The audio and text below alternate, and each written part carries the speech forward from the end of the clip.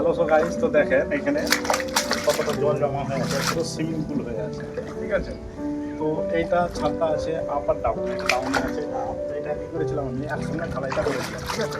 তো একসঙ্গে ঢালাই করার সময় কী হয়েছিল, তার দুদিন পরে ছাদে জল দেওয়া হয়েছিল। জল দেওয়ার সময় দেখি এই চারপাশ দিয়ে না পুরো ঝরঝর ঝরঝর করে জল ঝরছে। তো এটাকে তারপরের দিনকে তারপরের দিনকে নয়, সেই দিনকে আমি এটাকে একটা কেমিক্যাল ইউজ করে এটাকে আমি ঠিক করেছিলাম। তারপরে দেখেন এখন সুইমিং পুলের মতো জলটা জমা হয়ে আছে ছাদে, কিন্তু প্রথম নিচে এক ঠোসাও হয়নি পরে। সেটা আপনাদেরকে আমি দেখাবো, দেখিয়ে দিয়ে এটা দেখিয়ে দেবো।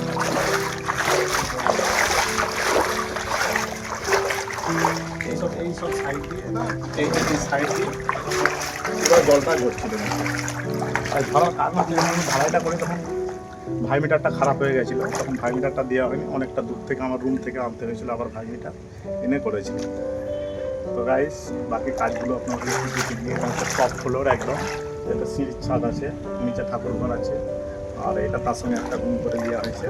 বাকিটা একটু দেখিয়ে দেওয়া, এদিকে ব্যালকনি ডিজাইনগুলো আছে।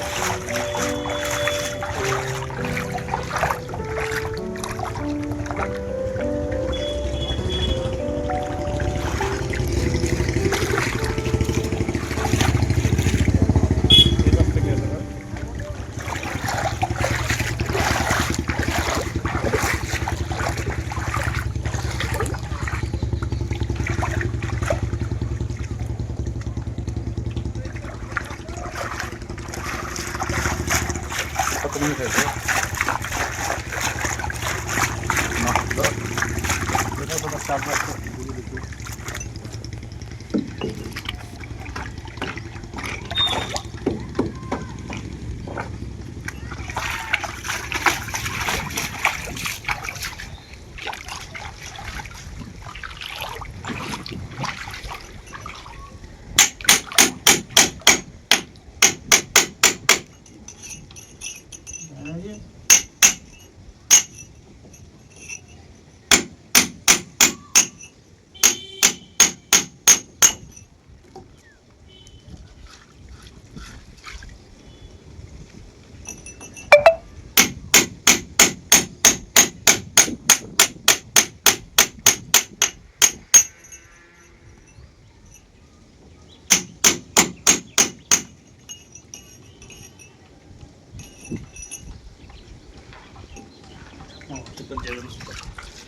চলো